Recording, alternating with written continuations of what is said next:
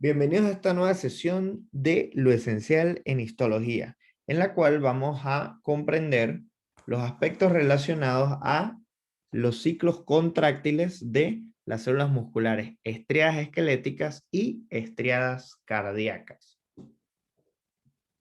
Verdaderamente, el proceso de contracción de estas células está dividido en dos etapas. Un proceso de excitación en el cual se estimula a la célula, generalmente por axones que provienen del sistema nervioso central, y una vez excitada esta célula, finalmente va en respuesta a contraerse. Entonces hablamos de proceso o acoplamiento, excitación, contracción. Me contraigo en respuesta a un estímulo. ¿Cómo se aplica esto para el músculo esquelético? Vamos a definir el concepto de unidad motora. La unidad motora es la motoneurona alfa, que está ubicada en el asta anterior de la médula espinal, su axón y todas las fibras musculares que inerva al mismo tiempo esta única motoneurona alfa. Es decir, esta motoneurona puede estar estimulando a varias células musculares esqueléticas al mismo tiempo. Entonces, la unidad motora es esa neurona y todas las células musculares que estén vinculadas con esta motoneurona. Entonces, esto es una unidad motora y esto será otra unidad motora. La neurona, el axón y todas las fibras musculares que ella inerva. Entonces hay unidades motores que son muy grandes, o sea, involucran muchas células musculares esqueléticas, y hay unidades motoras que son pequeñas, involucran pocas células musculares estriadas esqueléticas. Las unidades motoras más grandes generalmente se destinan para movimientos gruesos, mientras que las unidades motoras más pequeñas se destinan para movimientos muy precisos, muy refinados. Entonces no es lo mismo la contracción del glúteo mayor que la contracción de los músculos relacionados a la apertura o el cierre del párpado, o a los movimientos o la realización de la pinza a nivel de la mano. Entonces, esta pinza, cuando hacemos una pinza con nuestras manos, es un movimiento muy fino. Esta pinza la utilizamos, por ejemplo, para tomar lápices y escribir. Entonces, el punto de contacto entre ese axón de mi motoneurona y la célula muscular es lo que llamamos unión neuromuscular o placa motriz. Entonces, vamos a estudiar la estructura de nuestra placa motriz. La célula encargada de mielinizar los axones en el sistema nervioso periférico es la célula de Schwann, es una célula glial. Entonces aquí tenemos a nuestra célula de Schwann, este sería el axón y esta es la célula muscular estriada esquelética. En la electronomicrografía tenemos el núcleo de la célula de Schwann, el axón y mi célula muscular estriada esquelética. Aquí ya podemos apreciar el aspecto de las sarcómeras. Vemos el sarcolema y hay una serie de invaginaciones de la membrana plasmática. Lo podemos detallar acá con mayor aumento. Este sector es el terminal axónico. Esta es la célula muscular y vemos cómo hay una depresión importante del sarcolema, formando una serie de digitaciones. Entonces, tomen en consideración que la placa motriz es una sinapsis de tipo química clásica, es decir, tiene Un elemento presináptico, que es el axón, tiene un espacio o una hendidura sináptica y finalmente tiene una célula o receptor postsináptico. Entonces, elemento presináptico, hendidura sináptica, elemento postsináptico. En el elemento presináptico, es decir, a nivel del axón, vamos a tener mitocondrias y múltiples vesículas con neurotransmisores.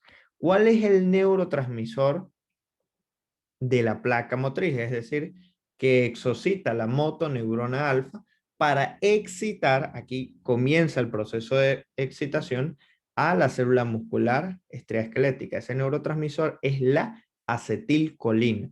Entonces, esta es una sinapsis colinérgica. La acetilcolina es exocitada del elemento presináptico, se libera a la hendidura sináptica y tiene sus receptores en la membrana postsináptica a nivel del sarcolema. Es decir, la membrana de la célula muscular estriasquelética cuenta con receptores para acetilcolina. Y son receptores que se llaman receptores nicotínicos de acetilcolina.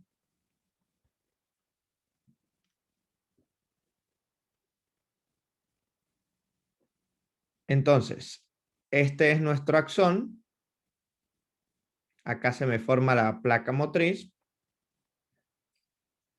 Se libera la acetilcolina se une a sus receptores nicotínicos. ¿Y qué pasa cuando la acetilcolina se une a esos receptores de tipo nicotínico? Tenemos los siguientes eventos. Vamos a ver que la membrana plasmática en condiciones normales tiene una polaridad. ¿Cuál es esa polaridad? Vamos a hacer una pequeña línea que simboliza el sarcolema y este es el lado extracelular. El lado extracelular va a tener muchas cargas positivas, mientras que el lado intracelular, es decir, el citoplasma, tiene muchas cargas negativas y esto se llama polaridad celular. Una vez que la acetilcolina se une a su receptor, este receptor actúa como un canal iónico y la acetilcolina hace que este canal iónico se aperture. Y cuando este canal iónico se abre, permite el ingreso de sodio, que es el principal catión del medio extracelular. El sodio ingresa masivamente desde el medio extracelular hacia el medio intracelular y recuerden que el sodio tiene carga positiva, es decir, las cargas positivas van a ir entrando progresivamente y se van a ir acumulando en el interior de la célula hasta un punto tal que la polaridad de la membrana, que inicialmente era positivo para afuera, negativo para adentro, se invierte porque todo este sodio está entrando. Entonces, cuando esa polaridad se invierte, hablamos de despolarización. Ahora tenemos una membrana despolarizada con el polo positivo adentro y con el polo negativo afuera. Entonces, permítanme simbolizarlo. ¿Y por qué ocurrió esto? Porque la acetilcolina, vamos a abreviarla así, ACH, la acetilcolina se une a su receptor de tipo nicotínico. Cuando se une, permite que el sodio ingrese masivamente y despolariza la membrana. Es decir, el polo positivo ahora va a quedar hacia adentro y el negativo hacia afuera. ¿En qué se traduce que una membrana se despolarice? Que la célula se excita. Entonces, mi célula muscular estriasquelética comienza ahora a conducir corriente gracias a esa despolarización. Y esa corriente se transmite a lo largo de esta estructura que se llama túbulo T. Nosotros ya conocemos los túbulos T. Y ese túbulo T tiene la función de que toda esa despolarización, miren cómo se mantiene acá, negativo afuera, positivo adentro, o sea, es una membrana despolarizada. Toda esa despolarización va a ser sensada por este elemento que está presente en mi túbulo T, que se llama receptor de dihidropiridina. Receptor de dihidropiridina. ¿Y qué pasa cuando este receptor de dihidropiridina sensa esta despolarización? Pues resulta que ese receptor de dihidropiridina también es un canal iónico y se abre. Pero lo más importante que deben comprender es que cuando esa despolarización llega al receptor de dihidropiridina, fíjense que él está anclado o vinculado mecánicamente a otro canal iónico, que ¿dónde se encuentra este canal iónico? A nivel de la cisterna terminal de mi retículo sarcoplasmático o retículo endoplásmico liso. ¿Y qué hay dentro de ese retículo sarcoplásmico? Mucho calcio, mucho calcio. De hecho, ahí hay una proteína que se llama calsecoestrina que acumula el calcio. Entonces, para no perder el orden de las ideas, cuando la despolarización llega al receptor de dihidropiridina, este vínculo, este resorte que hay entre el sarcolema y el receptor de dihidropirina y el retículo sarcoplásmico en este otro canal iónico, hace que este otro canal iónico se abra. Y este canal iónico que se está recién abriendo se llama receptor de rianodina. Entonces, el receptor de dihidropiridina a nivel del sarcolema se activa cuando llega la despolarización y luego, una vez que él está activo, activa a mi otro receptor de rianodina que está en el retículo sarcoplásmico y una vez que él se abre, el calcio sale del retículo sarcoplásmico al citoplasma. ¿Y cuáles son los elementos necesarios para que una célula muscular se contraiga? Calcio y ATP. Esos son los dos principales elementos necesarios para la contracción de una célula muscular estriada. Entonces, este calcio luego pues va a condicionar y en presencia de ATP que inicie el proceso de contracción. Todo esto fue la fase de excitación. Y una vez que el calcio se une a la troponina, comienza la contracción. Entonces, esta primera fase que acabamos de estudiar es la fase de despolarización o de excitación. Ahora supongamos que ya ocurrió la excitación y la contracción. Ya tenemos eso listo. Ahora vamos a relajar a mi célula muscular que previamente estaba contraída. Para relajarla, yo necesito quitarle a mi célula muscular dos cosas, el ATP y el calcio. ¿Qué pasa con todo ese calcio que se liberó masivamente al citoplasma? Se vuelve a meter a mi retículo sarcoplásmico gracias a una bomba que se llama bomba cerca, que es un transportador activo de calcio que lleva el calcio del citoplasma a la luz del retículo sarcoplásmico. Y todo ese calcio se adhiere y se fija en la calsecuestrina, que lo que hace es fijar el calcio y aumentar su concentración en el retículo sarcoplásmico. Y por supuesto, la membrana se me va a volver a repolarizar, vuelve a la normalidad. Positivo afuera, negativo adentro. Cuando la membrana está en este estado de reposo, el canal de dihidropiridina o el receptor de dihidropiridina queda inactivo y no se activa, por lo tanto, el canal de rianodina. Por eso el calcio no puede salir de acá. Para que él pueda salir, se necesita la despolarización. Entonces, esto es lo relacionado a los fenómenos de excitación de mis células musculares esqueléticas. Una pregunta clave de acá es, ¿de dónde proviene el calcio para la contracción de la célula muscular estriada esquelética? Y la respuesta es del retículo sarcoplásmico. ¿Y por qué les hago mucho énfasis en esto? Porque eso cambia en el músculo cardíaco. Vamos a estudiarlo. Tenemos ahora a mis miocitos cardíacos o mis miocardiocitos. Vamos a hablar en específico de las células miocárdicas, especializadas principalmente en la contracción. Estas células son reguladas también por axones del sistema nervioso autónomo. Recuerden que el sistema nervioso autónomo es de dominio involuntario. Yo no puedo regular con qué velocidad o con qué fuerza se me contraen mis células musculares cardíacas y por ende el corazón. Eso es totalmente involuntario y ocurre de manera espontánea. Entonces podríamos decir que el sistema nervioso autónomo no es indispensable para que el corazón se contraiga, sino que más bien cumple un rol de modulación. Es decir, gradúa la velocidad y la fuerza con la que el músculo cardíaco se contrae.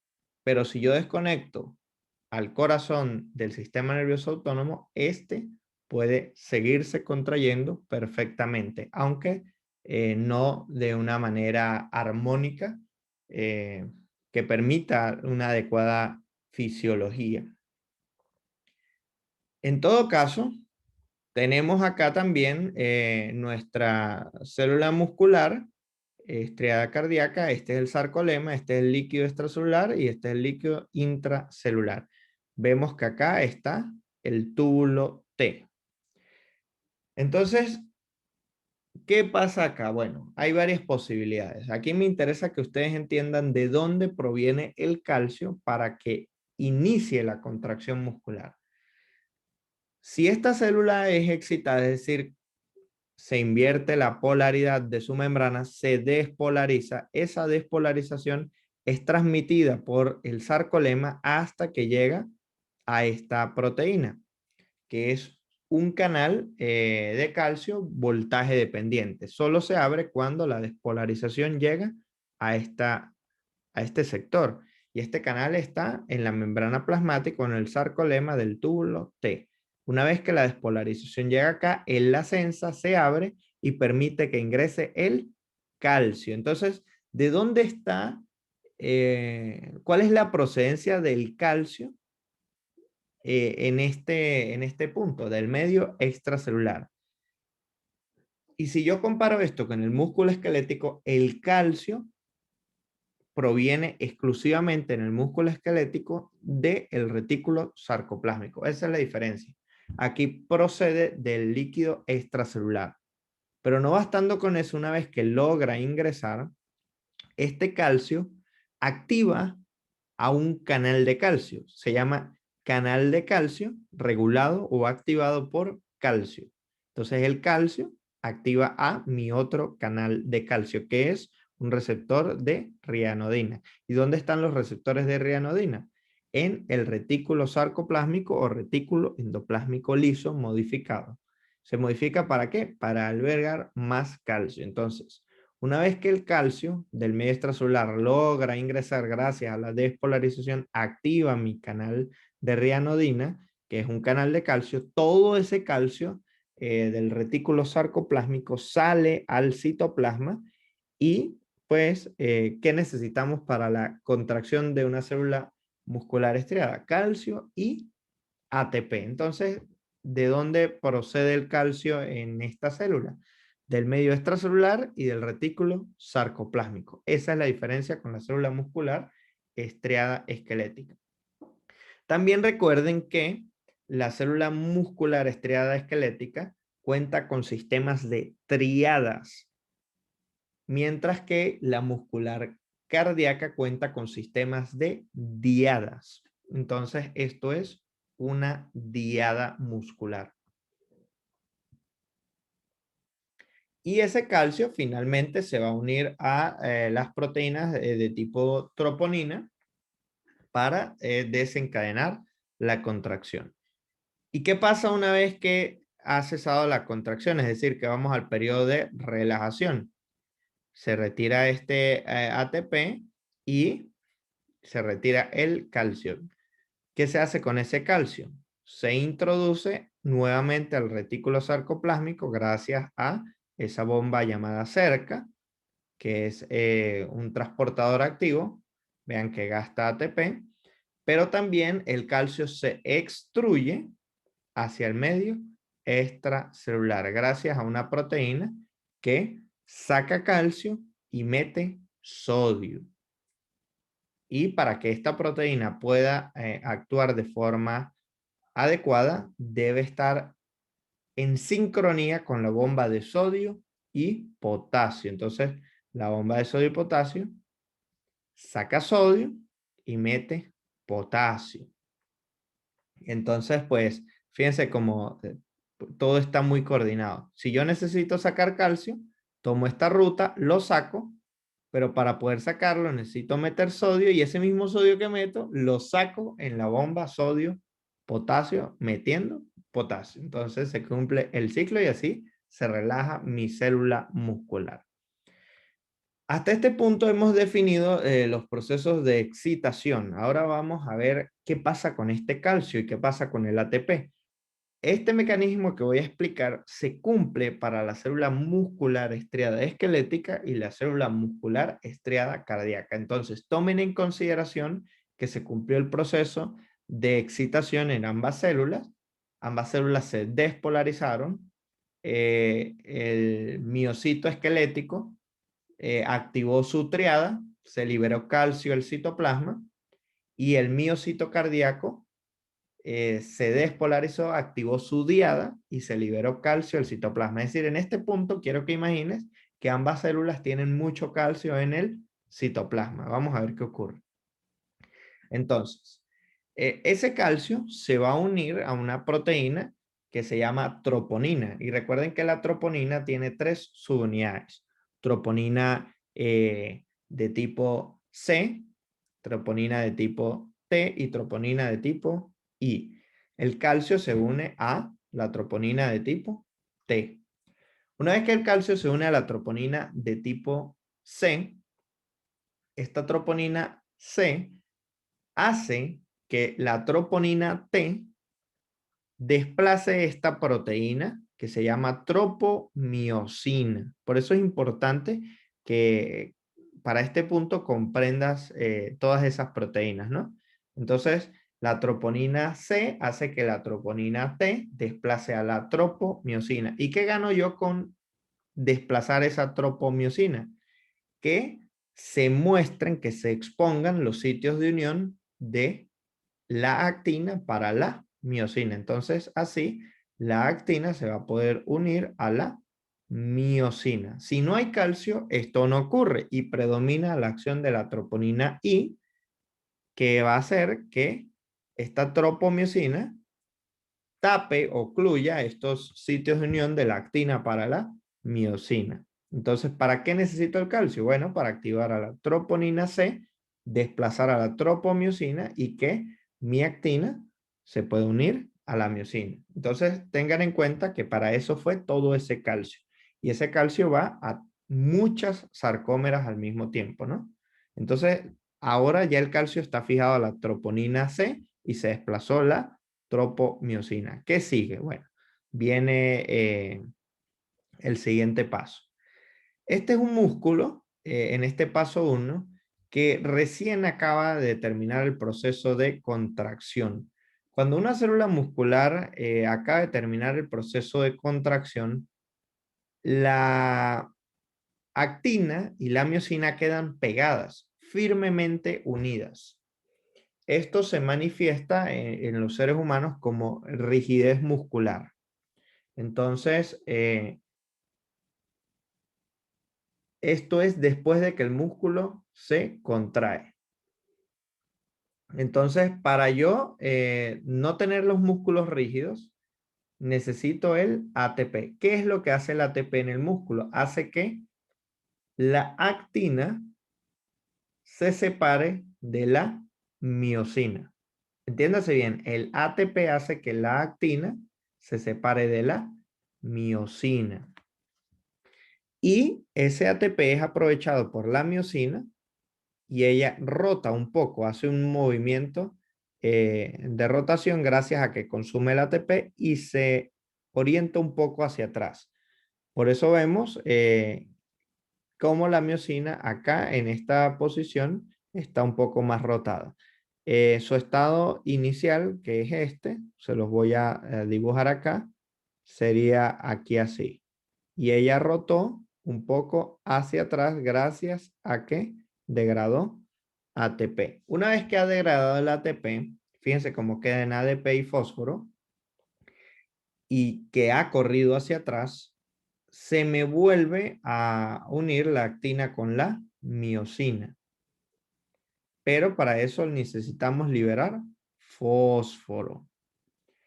Entonces ahora mi miosina quedó orientada hacia atrás, pero unida a la actina y tiene ADP. Una vez que este ADP sea liberado de la miosina va a volver a su sitio de reposo, es decir, va a moverse hacia adelante porque ella se había movido hacia atrás. Y una vez que se mueve hacia adelante, arrastra con ella todo el filamento fino porque lo tiene unido. Y esto genera la contracción, de tal forma que se libera ese ADP y fíjense cómo queda los filamentos finos y los filamentos gruesos después de una contracción, quedan pegados. Ahora, imagínense que la persona o el individuo fallece y cuando la persona fallece, disminuye el aporte de oxígeno hacia las mitocondrias no producen más ATP. ¿Qué pasa si no se produce más ATP? Pues si no se produce más ATP, los filamentos de actina y de miosina no se van a poder separar, sino que quedan en esta posición. Y esto es lo que explica la rigidez cadavérica. Entonces yo necesito ATP para poder despegar mi actina de mi miosina y no quedar rígido. Los cadáveres se ponen rígidos, eso es un signo que se llama rigor mortis, porque se agota el ATP y los filamentos finos y gruesos quedan pegados firmemente. Ahora vamos a asumir que es una persona que está viva. Vamos a repasar esto de manera rápida. Entonces, tenemos nuestro estado inicial donde están unidas mi actina y mi miosina. Llega el calcio, que sabemos que viene del retículo sarcoplásmico, se une a la troponina C, se desplaza a la tropomiosina y llega el señor ATP. ¿Qué hace el ATP? Separa mi actina de mi miosina. Y ahora mi miosina va a aprovechar ese ATP para moverse un poquito hacia atrás, para quedar en esta posición final, que sería esta de acá. Ahora consume ese fosfato, se libera, y cuando se libera ese fosfato, se me puede volver a pegar mi actina con mi miosina. Una vez que se pegan, se forma esto que se llaman puentes cruzados de actina y miosina. Y ahora vamos a liberar ese ADP. Cuando se libera ese ADP, la miosina vuelve a su posición inicial, que era esta de acá. Entonces ella, si se echó hacia atrás, ahora va a echarse hacia adelante, solo que tiene pegada la actina y la desplaza. ¿En qué se traduce esto en el sarcómero? En que la banda A se mantiene en una misma longitud, pero las bandas I se aproximan hacia las bandas A, es decir, se acortan. Y finalmente, pues volvemos a quedar en este estado inicial. Y eso es todo con respecto al ciclo de excitación y contracción de mis células musculares estriadas, tanto esqueléticas como cardíacas. Y esta sería la tabla sinóptica que te la dejo para que la revises con mayor detalle. Vean que la célula muscular estriada esquelética es inervada por el sistema nervioso somático motor, que es de dominio voluntario. Yo puedo controlar voluntariamente la contracción de los músculos esqueléticos, pero no puedo controlar la contracción del músculo cardíaco. ¿Por qué? Porque lo inerva el sistema nervioso autónomo y su función es moduladora para varias propiedades del corazón, entre ellas la fuerza con la que se contrae y la velocidad y frecuencia con la que se contrae el músculo cardíaco. Por otra parte, ¿cómo inicia todo este proceso de excitación? Se necesita un axón que libera acetilcolina, en el caso de la célula muscular esquelética, que despolariza a la membrana de la célula muscular esquelética. Esa despolarización se transmite a lo largo del túbulo T en estas estructuras que conocemos como triadas y al mismo tiempo se me activan dos cisternas terminales. Esas dos cisternas terminales sabemos que están conectadas mecánicamente al túbulo T gracias a el receptor de dihidropirina y al de rianodina. Y una vez que se abre este receptor de rianodina, se libera el calcio al citoplasma. Por ende, ¿de dónde proviene el calcio? Del retículo sarcoplásmico. Y ese calcio se une a la troponina C y comienza el ciclo contráctil en presencia de ATP. Y bueno, acá tenemos el concepto de la unidad motora.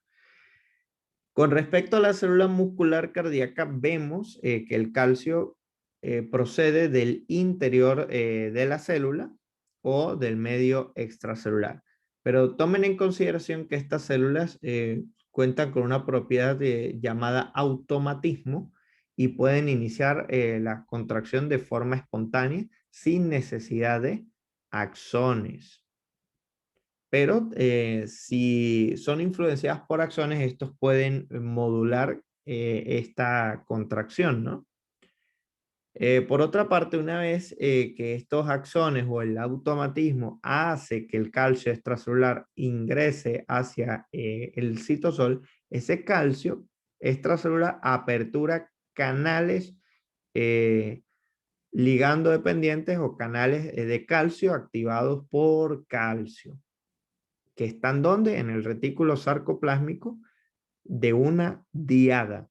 Y todo ese calcio sale al citoplasma y se me inicia el ciclo contráctil. Entonces, bueno, esto es lo que quiere decirnos todo este lado del esquema. Bueno, espero que hayas comprendido los conceptos básicos de lo que es la histofisiología de la contracción del músculo esquelético y cardíaco.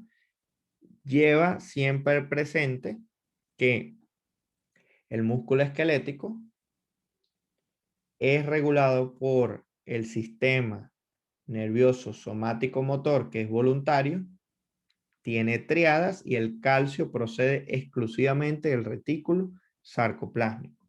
Mientras que en el músculo esquelético, este es modulado por el sistema nervioso autónomo, aunque puede contraerse de forma autónoma gracias al automatismo, y cuenta con diadas y el calcio procede tanto del medio extracelular como del retículo sarcoplásmico. Muchas gracias por la atención prestada y nos vemos en una próxima sesión.